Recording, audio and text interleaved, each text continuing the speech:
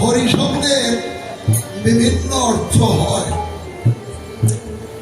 হরি শব্দের এক অর্থ জল, এক অর্থ পদ্মপত্র, এক অর্থ ভেক ব্যাগ, হরি শব্দের আরেক অর্থ সর্প। এই একই হরি শব্দের বিভিন্ন অর্থ হয়। তো হরি হরি, এখানে হরি শব্দের অর্থ হলো ভেক বা ব্যাগ। হরি ব্যাগের শত্রুকে সাপ। প্রাণ বল্লভ গোবিন্দের জোড়া ভ্রুযুগল, ভ্রুযুগলের এমন অপূর্ব শোভা যেন দুটি সর্প মুখোমুখি হয়ে এক অভিনব শোভা বর্ধন করেছে। হরি হরি সন্নিধান, সন্নিধান মানে নিকটে। তাহলে ভ্রুর নিকটে কি? ভ্রুর নিকটে অলি, অলি মানে ভ্রমণ।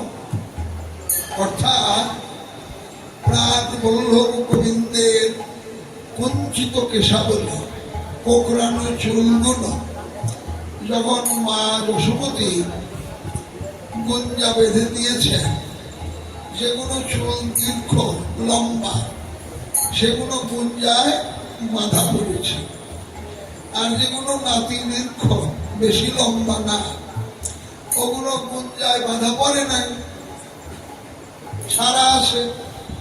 কিন্তু চুলগুলো কোকড়ানো, কোকড়ানো চুলের স্বভাব কি?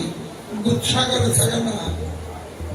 সেই ছোট ছোট চুলগুলো কেশরাশি গুচ্ছাকারে ললাটের এক প্রান্ত থেকে আর এক প্রান্ত পর্যন্ত দাঁড়িয়ে আছে, শোভা পাচ্ছে।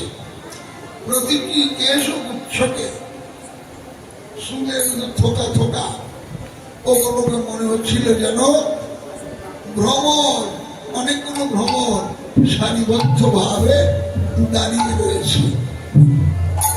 তাই বললেন হরি হরি সন্নিধানে, অর্থাৎ প্রাণ বল্লভ গোবিন্দের মুখোমুখি দাঁড়ানো দুটি সর্প রূপ যে ভ্রুযুগল, সেই ভ্রুযুগলের নিকটবর্তী কেশগুচ্ছকে ভাবনা হচ্ছিল যেন অলি, ভ্রমর। অলি বসি পরিবার বসে আছে, মধ্য বাতাস সময় সময় নড়াচড়া করছে ভ্রমরের মতো। তাতে কি হয়েছে? প্রাণ বল্লভ গোবিন্দের যে দৃষ্টি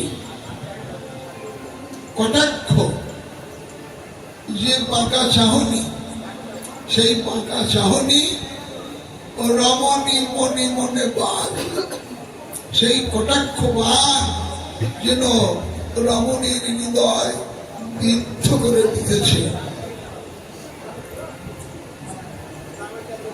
ওই মানে অঙ্গ জড় জড় কটাক্ষ মানে অঙ্গ জড় জড় আমি কইতে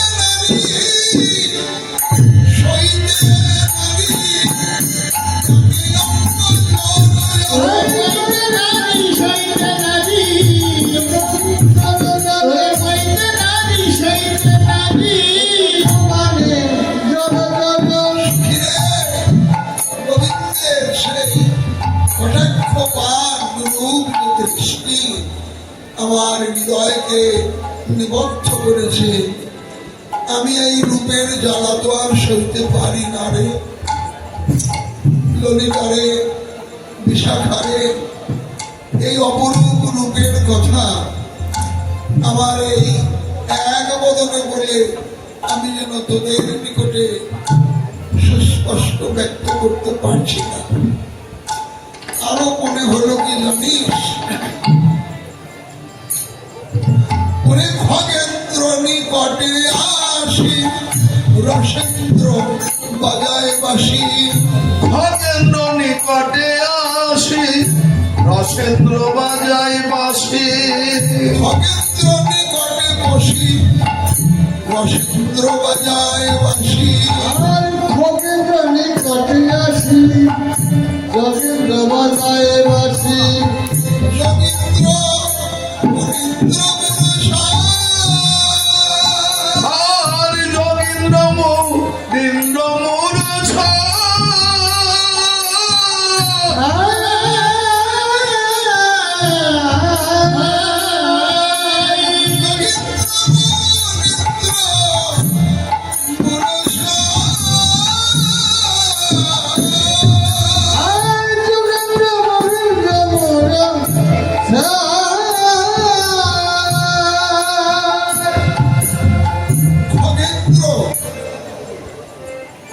গরুরকে বলা হয় খগেন্দ্র, পাখির রাজা।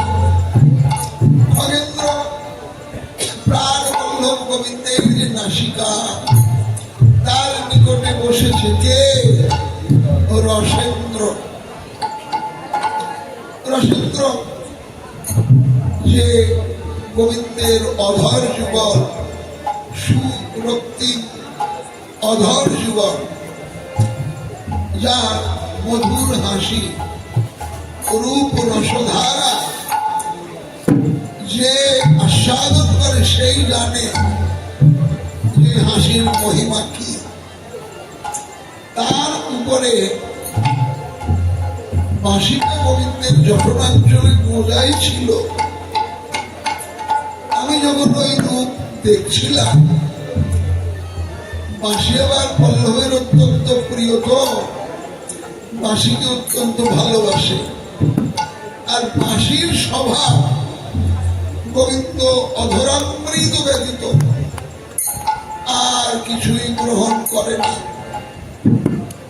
তাই ভালোবাসার বাসি, না জানি বাসিটার ক্ষুধা পেয়েছে, এই অনুভব করে রসময় গোবিন্দ জঠরাঞ্চল থেকে বাঁশিটি তুলে স্থাপন করেছে অধরে। যেমন অধরে স্থাপন করেছে, গোবিন্দের অধর সুধা পান করে শক্তি সঞ্চয় করে অনিবাসী বাজিতে লাগলো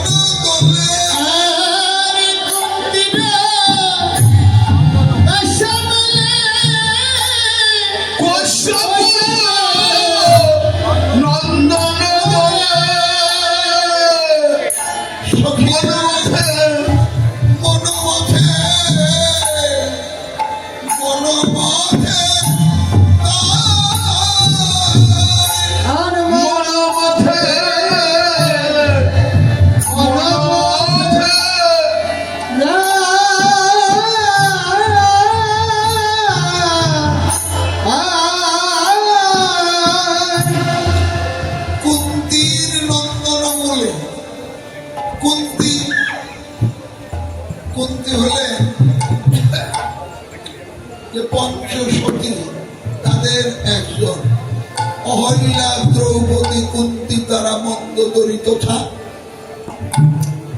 কুন্তির পরিচয় পাণ্ডবগণের মাতা। শ্রীল ব্যাসদেব কর্তৃক এক অভিনব মন্ত্র লাভ করে কুমারী কালে এক সন্তান হয়েছিল, তার নাম কর্ণ। অর্থাৎ আরো দেখলাম প্রাক বল্লভ গোবিন্দের কর্ণমূলী, কুন্তির নন্দন মানে কর্ণ, কর্ণমূলী গোবিন্দের কানে কি রয়েছে? কশ্যপ নন্দন দলে। কশ্যপ ঋষি, কশ্যপ ঋষি তার পত্নী 14 জন, ওই দিতি অদিতি 10টা আদি 14 জন পত্নী। এক এক পত্নী থেকে এক এক উৎপত্তি। যেমন কারো গর্ভে দেবতাদের জন্ম, কারো গর্ভে অসুরদের জন্ম, কারো গর্ভে দাস মশা এই সমস্ত পতঙ্গের জন্ম, কারো গর্ভে